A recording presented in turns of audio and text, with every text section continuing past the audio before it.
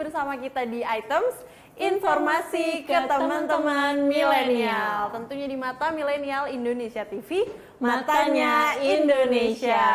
Tentu aja masih ngebahas soal Idul Fitri ya. Bener banget, tadi kita udah bahas tradisi-tradisi, udah bahas makanan-makanan. Nah, tadi aku udah janjiin di segmen kali ini kita akan keliling dunia, Tay. Wah, berarti kakak nih emang anaknya tepat janji banget ya. Harus dong, kalau aku bilang traveling, ayo kita traveling bareng. Kira-kira ini traveling mau ngapain, Kak? Kan tadi kita udah membahas makanan. Apakah kita membahas makanan lagi? Aduh, jangan dong, udah lebaran banget nih soalnya. Oh, iya. Nah, sekarang kita mau bahas tradisi-tradisi lagi, tapi di negara-negara yang ada di dunia. Ketika Idul Fitri itu pada ngapain aja sih sebenarnya? Tapi Tay, karena aku orangnya kan nasionalis banget nih, cinta Indonesia. Jadi sebelum kita beralih ke negara-negara lain, aku mau bahas yang di Indonesia dulu aja. Betul, kita harus mengenal negara sendiri dulu ya sebelum berkunjung. Bener banget. Nah, kalau misalkan di Indonesia sendiri biasanya itu diawali dengan sholat Id dulu di pagi hari. Kemudian biasanya sih kita langsung ke tetangga-tetangga atau ke sanak keluarga terdekat. Silaturahmi ya. Silaturahmi kita atau biasa disebut juga halal bihalal. Oh iya, ya. betul banget. Nah, biasanya nih kita sekaligus ngobrol-ngobrol, terus habis itu yang pasti yang nggak ketinggalan ya makan kue kering. Iya, sambil ngobrol kan, sambil ngabisin itu sebenarnya. Aduh, sambil ngabisin juga terus minum sirup dan lain sebagainya. Nah, tapi selain itu, ini mungkin karena pandemi juga sekarang juga kalau misalkan halal bihalal boleh ya kita online dulu aja gitu ya. Tapi nih selain halal bihalal, ini juga ada tradisi mudik atau tadi telah kita bahas juga ini pulang ke kampung halaman, ketemu sama orang tua, ketemu sanak saudara. Biasanya sih ke daerah-daerah di mana ini orang-orang pada pulang kampung karena mereka datang ke kota besar untuk mencari pekerjaan. Nah, setelah tadi kita bahas Indonesia nih, Tay, sekarang kita agak naik pesawat dikit ya, kita ke Turki. Waduh, nggak dikit itu Kak, itu banyak kayaknya ya. Ya nggak apa-apa lah ya. Udah bukan tetangga lagi ya. Udah bukan tetangga beda sih, komplek istilahnya. Benar. Nah, kalau di Turki ini ada dua tradisi yang juga jadi sesuatu yang wajib dilaksanakan ya. Yang pertama itu namanya Ramazan Bayra atau Festival Ramadan. Ini mungkin agak-agak mirip ya sama tradisi di Indonesia. Jadi merayakan hari kemenangan setelah 1 bulan berpuasa. Tapi Tay, yang unik di sini biasanya nih masyarakat Turki merayakan ini harus dengan baju baru. Oke, jadi memang harus mengeluarkan uang ya berarti intinya. Bener. Kalau di Indonesia kan sebenarnya ada juga nih tradisi baju baru, tapi kan harus nggak harus. Nggak harus sih sebenarnya. Ya bener. Nah, kalau di Turki ini lebih ke kayak harus karena memang tradisi gitu. Bagus sih Kak. Jadi kita punya alasan buat beli karena kan kalau misalnya di sini kadang kan mama udah pakai yang tahun lalu aja orang juga nggak tahu Kak. Nah, ini bisa argumen ya, harus makan tradisi gitu ya. Nah, terus yang kedua ini tradisi juga yang seru banget. Ini adalah mungkin tradisi yang paling menyenangkan untuk pecinta makanan manis nih. Jadi nama tradisinya adalah Eker Bayram atau Festival Makanan Manis, di mana ini akan ada pembagian makanan-makanan manis, kue-kue dari khas Turki kepada rekan-rekannya semua nih. Atau kalau kue-kue khas Turkinya itu biasanya yang dibagi namanya baklava. Kamu udah pernah nyoba belum? Pernah dengar, belum pernah dibagi ataupun makan. Oh, aku pernah makan sih, jadi itu memang rasanya enak banget dan memang itu adalah salah satu kue tradisional Turki yang paling terkenal. Ini sekarang kita dari Turki, kita kembali lagi, nggak kembali sih, jalan lagi, makin jauh kita ya muter-muter ke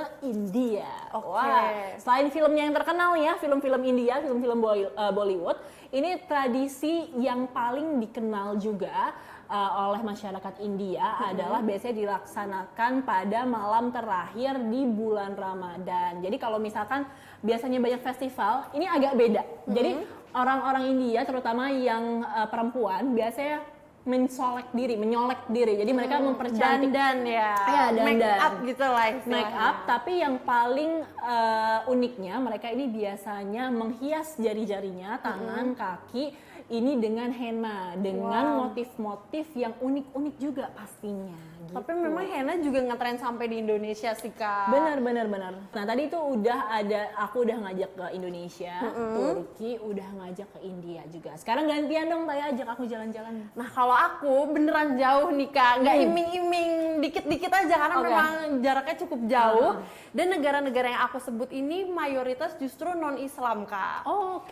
Jadi mungkin ini unik banget dan menarik bagi kita yang negara Indonesia yang memang mayoritas Islam. Oke. Di posisi pertama ada negara Tiongkok. Pasti kaget banget kan, apalagi Cina, ya? iya kan. Jadi mereka ini khususnya di provinsi Yunnan ini memiliki tradisi ziarah ke makam. Tepatnya ke makam Said Ajal Al-Dinar Omar yang merupakan gubernur pertama Yunan yang menyebarkan ajaran Islam. Iya, jadi ketika mereka berziarah, mereka juga sambil baca Quran bersama-sama dan juga membersihkan makam tersebut. Seru banget ya. Jadi meskipun Tiongkok ini kebanyakan ini mayoritas agamanya Konghucu, tapi ada gubernur juga yang menyebarkan agama Islam dan masih dimuliakan sampai makanya dijadikan tradisi juga. Benar banget. Jadi mungkin beda dengan tradisi sebelumnya yang ini lebih sakral kan, lebih memusatkan kepada doanya. Betul sekali. Dan selanjutnya kali ini tetangga kita, cuman cukup jauh juga, yaitu ada negara Australia. Tetangga jauh ya? Iya, tetangga jauh. Karena sebelahan tapi jauh gitu. Benar. Jadi negara Australia ini tradisinya cukup menarik karena biasanya perusahaan-perusahaan itu memberikan libur kepada karyawannya supaya karyawannya ini bisa merayakan Idul Fitri itu.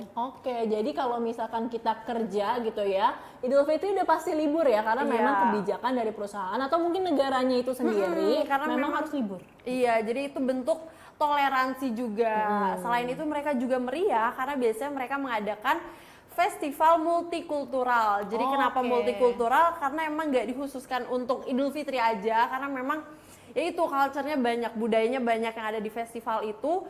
Dan yang merayakan juga se-Australia mungkin ya, kalau ada di setiap sudut Australia gitu. Seru banget ya, jadi meskipun ini dirayakan masyarakat atau kaum muslim aja, tapi ternyata di Australia ini juga semua agama bisa turut serta seru-seruan bareng merayakan Hari Idul Fitri ya, Tay? Tepatnya di festival itu ya. Dan yang terakhir ada negara Amerika Serikat juga yang memang Islam di sana kan memang minoritas. Betul. Jadi sama seperti di Indonesia, di Amerika Serikat ini juga ada sholat Id-nya, Kak. Oke. Dan sama juga seperti Indonesia, ketika sholat Id, nggak, lebih tepatnya setelah sholat Id itu kita biasanya maaf-maafan. Terus juga saling berdamai kan, mungkin sempat ada salah atau kayak istilahnya selek-selek berantem-berantem dikit gitu kan. Terus juga saling mengucapkan selamat Idul Fitri. Wah, seru banget ya pastinya. Jadi kalau misalkan nih ada teman-teman kita dari orang-orang muslim yang ada di Amerika, ini nggak ngerasa sendiri ketika merayakan Hari Idul Fitri ya, karena memang merayakannya tuh bareng-bareng, bisa maaf-maafan juga, dan pastinya mungkin maaf-maafannya nggak cuma sama sesama muslim, tapi lintas agama juga. Dan selain itu karena memang rata-rata orang Islam di Amerika ini imigran, jadi biasanya baju yang mereka pakai ini baju formal ataupun berdasarkan budaya atau adat mereka masing-masing. Jadi selain merayakan Hari Raya Islam, tapi juga kita bisa melihat budaya dari berbagai negara kan. Jadi menarik banget, iya. Jadi ini kayak agak-agak semi-semi pesta kostum gitu jadinya ya. Kan. Jadi istilahnya kayak dulu pesta budaya gitu kan. Iya. Jadi kayak memperkenalkan budaya yang dibawa oleh masing-masing orang yang tinggal di Amerika gitu ya, Taya? Betul. Karena memang itu makna dari Idul Fitri ya, hari kemenangan, di mana nggak cuma masyarakat yang beragama Islam aja yang bisa merayakan bukan cuma kenikmatan ya, keindahan dari Idul Fitri, tapi seluruh orang juga. Dan pastinya ya, apapun cara kita merayakan Idul Fitri ini, yang pasti kita harus tetap kembali ke esensinya, yaitu kembali suci, kembali fitri, kembali fitrah, supaya kita bisa jadi orang yang lebih baik lagi setahun ke depan. Betul banget, amin. Amin. Tapi Kak, aku baru sadar kalau dari pertama kita belum ngucapin selamat hari raya, Kak. Bener banget. Kita udah pakai baju, kita udah ngebahas soal THR, makanan, tapi kita belum ngucapin ke teman-teman milenial. Iya, bener banget. Kita juga mau mengucapkan nih selamat Hari Raya Idul Fitri. Mohon maaf lahir dan batin kalau misalkan ada salah-salah ya, Teh ya. Semoga teman-teman di rumah tetap bisa merasakan keindahan dari Idul Fitri walaupun di tengah pandemik ya. Yang pasti kita berharap juga semoga tahun depan udah hilang pandeminya. Amin. Semoga masih juga ditemani dengan kue-kue kering dan juga makanan-makanan enak yang udah tadi kita sebutin. Sayang banget karena kita udah membahas dan juga udah ngucapin Selamat Idul Fitri, berarti kita juga harus pamit undur diri. Dan tadi ngomongin soal di tengah pandemik, jangan lupa kalian di rumah tetap melaksanakan protokol kesehatan yaitu 3M, memakai masker, menjaga jarak, dan juga mencuci tangan. Betul. Kalau gitu, sampai jumpa di episode selanjutnya hanya di Items, informasi ke teman-teman milenial. Tentunya bersama aku Ayunda Taya. Dan aku Ayu Rahmawati. Hanya di Mata Milenial Indonesia TV, matanya Indonesia. Bye-bye.